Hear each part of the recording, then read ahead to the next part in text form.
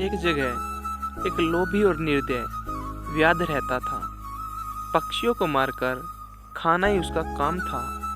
इस भयंकर काम के कारण उसके प्रियजनों ने भी उसका त्याग कर दिया था।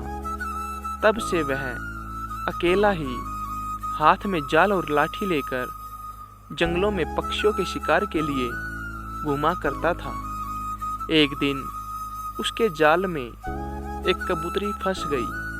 उसे लेकर जब वह अपनी कुटिया की ओर चला तो आकाश बादलों से घिर गया। मूसलाधार वर्षा होने लगी। सर्दी से ठिठुरकर व्याध आश्रय की खोज करने लगा। थोड़ी दूरी पर एक पीपल का वृक्ष था।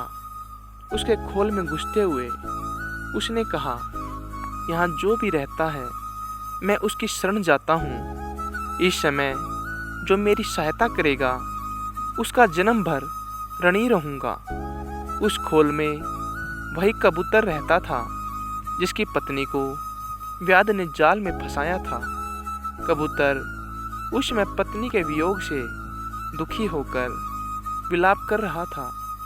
पति को प्रेमातुर पाकर कबूतरी का मन आनंद से नाच उठा। उसने मन ही मन सोचा, मेरा धन्य भाग्य है जो ऐसा प्रेमी पति मिला है।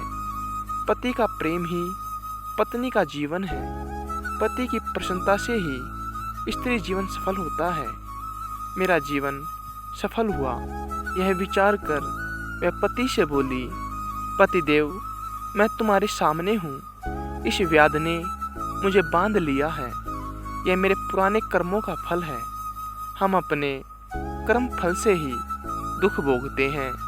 मेरे बंधन की चिंता छोड़कर तुम इस समय अपने शरणागत अतिथि की सेवा करो। जो जीव अपने अतिथि का सत्कार नहीं करता उसके सब पुण्य छूटकर अतिथि के साथ चले जाते हैं और सब पाप वहीं रह जाते हैं।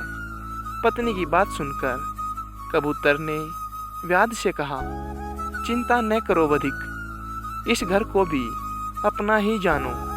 कहो, मैं तुम्हारी कौन सी सेवा कर सकता हूँ। व्याध, मुझे सर्दी सता रही है, इसका उपाय कर दो।